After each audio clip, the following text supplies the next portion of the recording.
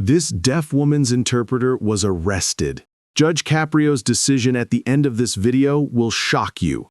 The courtroom froze when the deaf woman signed, "Where is my interpreter?"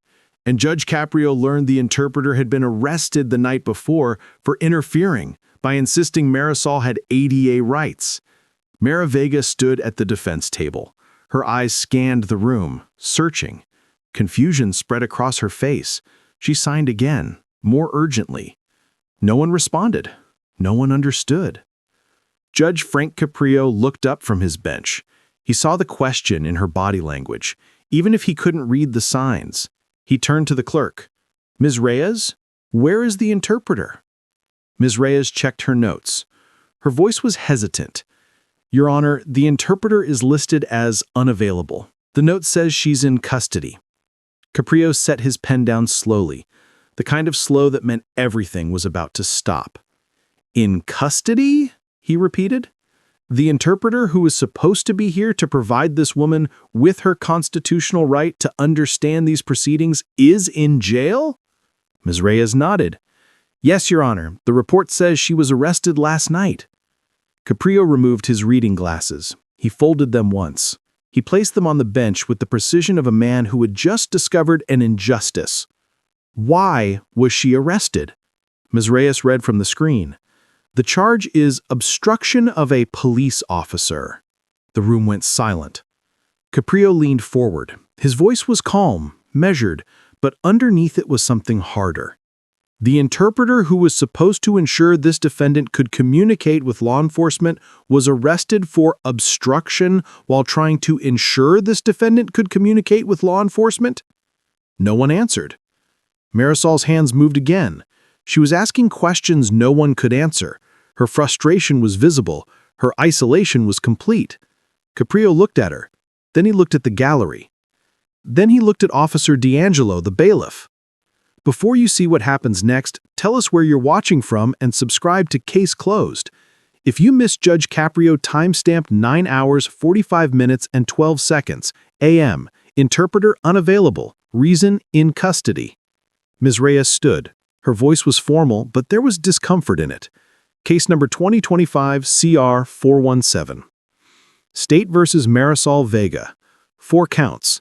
Failure to comply with lawful commands, resisting arrest, reckless driving, failure to appear for scheduled court hearing. Caprio raised a hand. The clerk stopped. He looked at Marisol.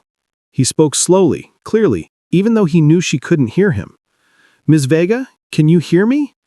Marisol watched his lips. She shook her head. She signed again. Her hands moved in careful, deliberate gestures. Caprio turned to the clerk. "Does anyone in this courtroom know American Sign Language?" Silence. He looked at the prosecutor. "Does your office have an interpreter available?" The prosecutor hesitated. "Not immediately, Your Honor." Caprio's expression didn't change, but his voice dropped to something quieter, sharper. "We cannot proceed until communication is equal. This is not optional." He turned back to Miss Reyes. "Pull the file on the interpreter's arrest. I want to know exactly why Naomi Clark is in custody and why she isn't here." Ms. Reyes typed quickly. A moment later, she read from the screen. Interpreter Naomi Clark was detained at approximately 8:47 p.m. yesterday evening following a traffic stop involving the defendant.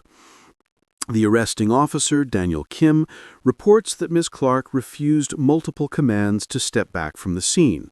She was charged with obstruction. Caprio's jaw tightened. Step back from the scene while interpreting for a deaf woman who was being detained. Ms. Reyes nodded. Jail log excerpt. Interpreter detained overnight, reason, persistent demands. Caprio opened the file in front of him. He read silently. Then he looked up. "Let me understand this. Ms. Vega was pulled over. She is profoundly deaf. She requested an interpreter.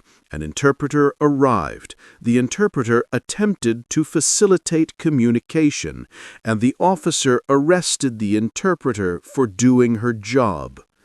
The prosecutor stood. Your Honor, the officer's report indicates I don't care what the report indicates, Caprio said quietly. I care what the law requires. And the law requires that a deaf person be provided meaningful access to communication during any interaction with law enforcement. That's not a courtesy. It's the Americans with Disabilities Act. He turned to Officer D'Angelo. Bring Officer Kim into this courtroom now. Marisol's hands moved again. She was asking what was happening. No one could answer her. The isolation deepened. Caprio looked at her. His voice was softer now, though he knew she couldn't hear it. Miss Vega, I'm going to make sure you understand everything that happens here. That's a promise. He turned to Ms. Reyes. Contact the jail. I want Naomi Clark released immediately and brought here. I want her obstruction charge reviewed by the prosecutor's office within the hour, and I want a full report on why a certified interpreter was arrested for interpreting. Ms. Reyes nodded and picked up the phone. Caprio leaned back. He looked at the case file again. He read the custody logs. He read the transcript of what happened at the jail. The narrator retells what Naomi said in the custody logs, her words preserved in the official record, even as she sat in a cell. She insisted Marisol needed ASL access. She told the officers Marisol could not understand verbal commands. She explained that Marisol was reaching for a laminated card that said, "I am deaf," in English and Spanish. She asked them to wait. She asked them to let her interpret. She asked them to follow the law. The officers told her to stop interfering. One officer said her signing was making things harder. Another said she was creating a disturbance. A third told her to step back or she would be arrested. She didn't step back. She kept signing. She kept interpreting. She kept insisting that Marisol had rights. And so they arrested her. Marisol spent the night in a holding cell, unable to communicate with anyone. She signed to the walls, she signed to the officers, she signed to other detainees. No one understood. No one responded. She cried and signed and cried some more. Paperwork excerpt. Interpreter detained. Reason, persistent demands. The courtroom door opened. Officer Daniel Kim entered. He was in his early 30s, in uniform, carrying a small notebook. He approached the witness stand. The clerk swore him in. Caprio's voice was calm. Officer Kim, tell the court what happened on the night of November 3rd. Kim opened his notebook. His voice was steady, professional. At approximately 8:21 p.m., I observed a vehicle traveling 48 miles per hour in a posted 35 zone. I initiated a traffic stop. The vehicle pulled over after approximately 2 blocks. I approached the driver's side. I identified myself and asked for license and registration. He turned a page. The driver did not respond. I repeated the request. She still did not respond. She appeared to be ignoring me. I raised my voice. She reached toward the glove compartment. I ordered her to stop and show her hands. She did not comply. I opened the door and attempted to secure her. She pulled away. I called for backup. Caprio leaned forward slightly. Did the driver say anything to you? No, Your Honor. She was silent. Did she make any gestures? Kim hesitated. She was moving her hands. Moving her hands, Caprio repeated. In what way? I'm not sure. It looked like gestures, hand motions. Did it occur to you that she might be using sign language? Kim's face flushed. Not at the time, Your Honor. Caprio's voice remained calm. What happened next? An interpreter arrived. She said she'd been called by someone at the scene. She approached the vehicle and started making the same hand motions. I told her to step back. She refused. She said the driver was deaf and needed an interpreter. I told her I needed to complete the stop first. She said I couldn't question the driver without an interpreter. She kept insisting. She was interfering with my commands. I arrested her for obstruction. Caprio was silent for a moment. Then he spoke, his voice quieter than before. "Officer, if a person cannot hear your commands, failure cannot be defiance." Kim looked down. "I didn't realize she was deaf until the interpreter told me." "And when the interpreter told you, what did you do?" "I told her to step back so I could complete the stop." "Did you request an interpreter through official channels?" "No, Your Honor. I thought I could handle it by arresting the interpreter." Kim didn't answer. Body cam timestamp, 7 hours, 18 minutes, and 4 seconds p.m.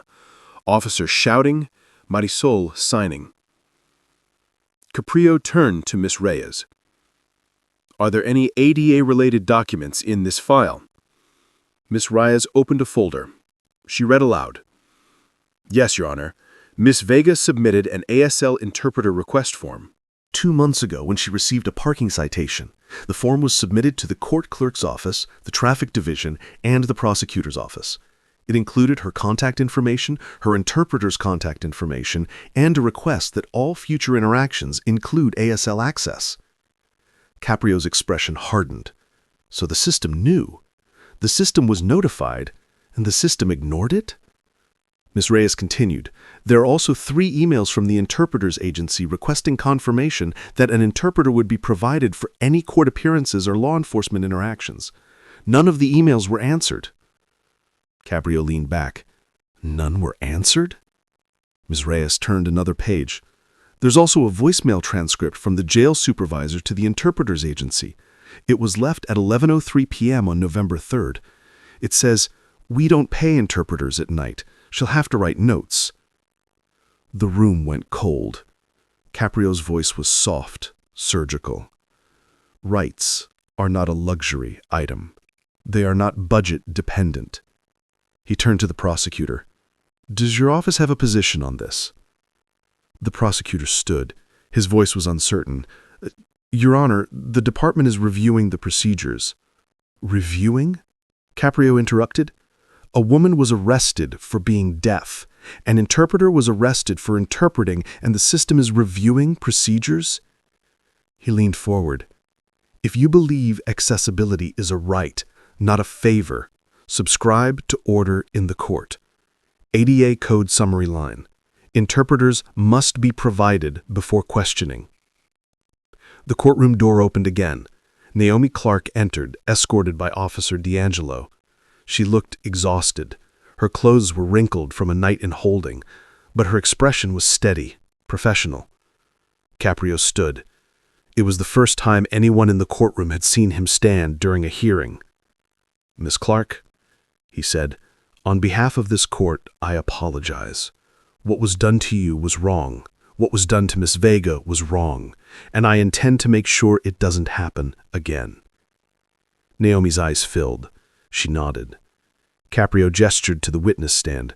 "Please, I need you to interpret, and I need to hear what happened."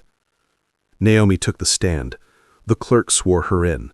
She looked at Marisol. She signed. Marisol's face flooded with relief. Her hands moved quickly, urgently. Naomi interpreted. She's asking what's happening. She's asking if she's going to jail. She's asking why no one would talk to her. Caprio's voice was gentle. "Tell her she's not going to jail. Tell her I'm going to make sure she understands everything from this moment forward." Naomi signed. Marisol's shoulders relaxed slightly. Caprio turned to Naomi. "Miss Clark, tell the court what happened on November 3rd. Naomi's voice was steady. "I received a call from a bystander who said a deaf woman was being stopped by police and couldn't communicate. I drove to the scene. When I arrived, Officer Kim was shouting at Miss Vega. She was signing that she was deaf. She was reaching for a card in her glove compartment that explains her disability. He thought she was reaching for a weapon. She paused. I approached. I identified myself as a certified ASL interpreter. I told him she was deaf and couldn't hear his commands. He told me to step back. I explained that she needed an interpreter to understand what was happening. He said I was interfering. I said the ADA requires an interpreter. He said if I didn't step back, I'd be arrested. I said I couldn't step back because she had no way to communicate without me." Her voice cracked slightly. "So he arrested me." Caprio's gaze moved to Officer Kim. "Is that accurate?" Kim nodded. "Yes, Your Honor." "And what did you say to Miss Clark when she told you about the ADA?" Kim hesitated. "I said her signing was making things harder." The room froze. 5 seconds passed. 7, 10, 12. That was how long it took for ignorance to echo through the courtroom. Caprio's voice, when it came, was quieter than before, sharper. American Sign Language is not interference. It is communication. Timestamp: 10 hours, 13 minutes, 48 seconds. AM. Court acknowledges systemic failure. Caprio opened the file again. He read silently. Then he began. Here's what the evidence shows. Miss Vega is profoundly deaf. She submitted an ADA request form 2 months ago. The system ignored it. She was pulled over for a minor traffic violation.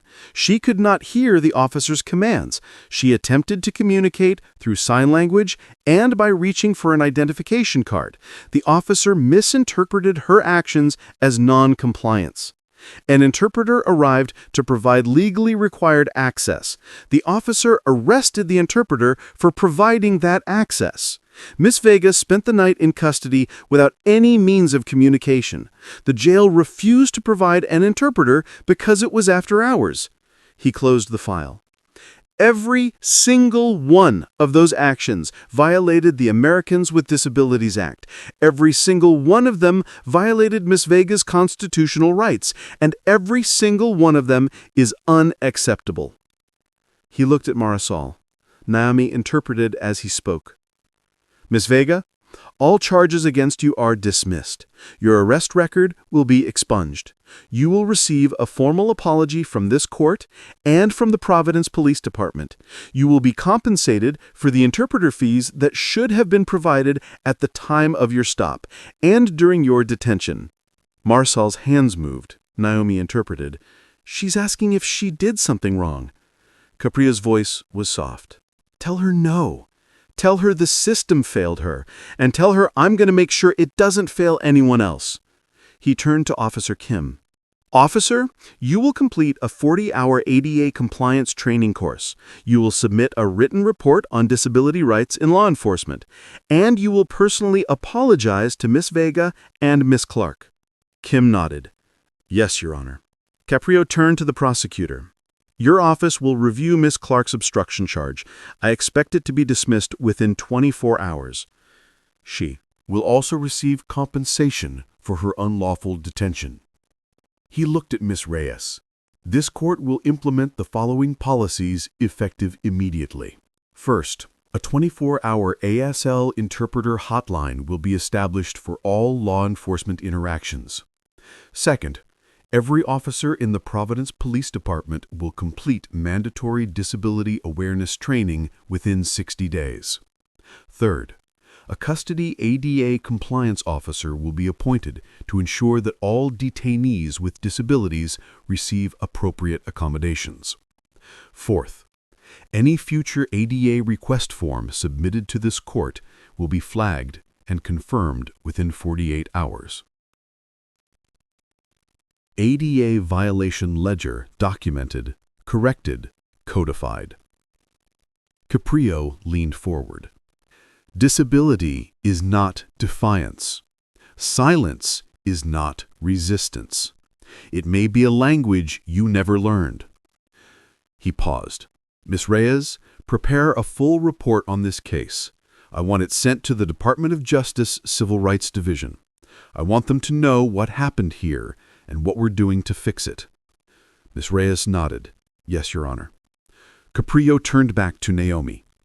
Miss Clark, thank you for standing up for Miss Vega. You upheld the law when others ignored it. That took courage, and it cost you a night in jail.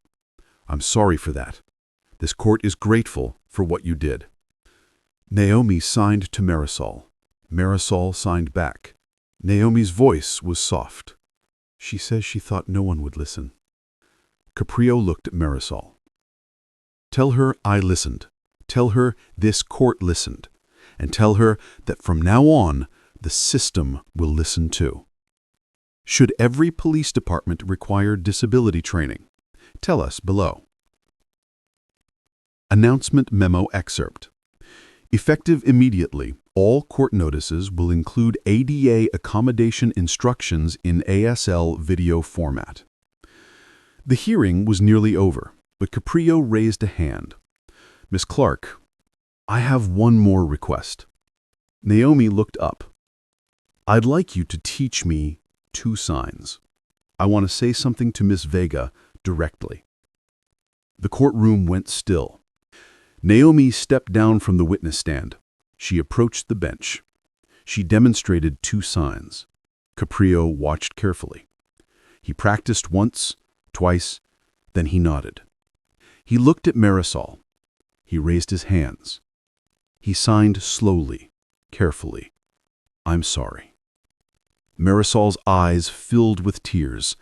Caprio signed again. Thank you. Marisol signed back. Her hands moved in a gesture that needed no translation.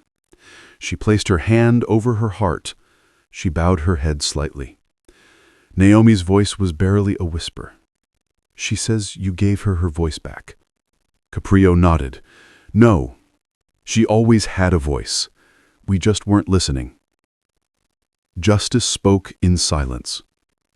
Caprio looked at the gallery. If you believe justice must be accessible to everyone, subscribe to Order in the Court and Ever Warned. 3 weeks later, the Providence Police Department launched a disability rights training program. Every officer completed it. Officer Kim was among the first to graduate. His final essay was titled, The Language I Didn't Know. The 24-hour ASL interpreter hotline received 32 calls in its first month.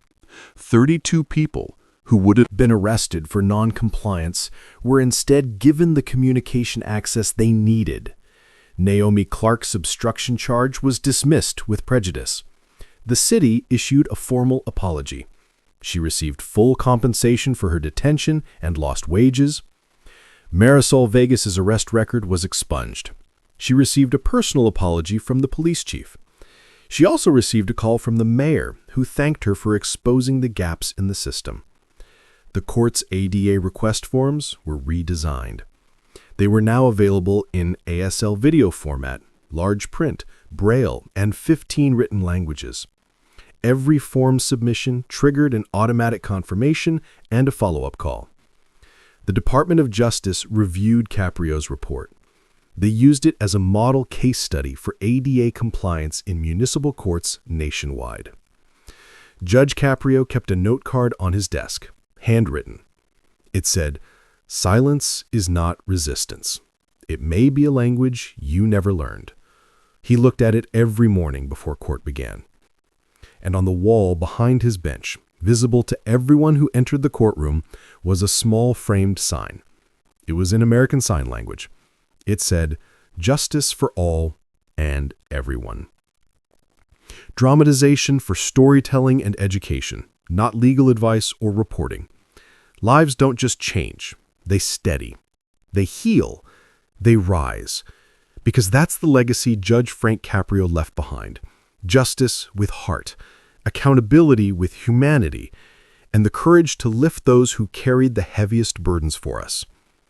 You are not alone. You are not forgotten. You are not beyond repair. You deserve support, respect, and a community that stands with you the same way you once stood for us. Reach out. Take one step.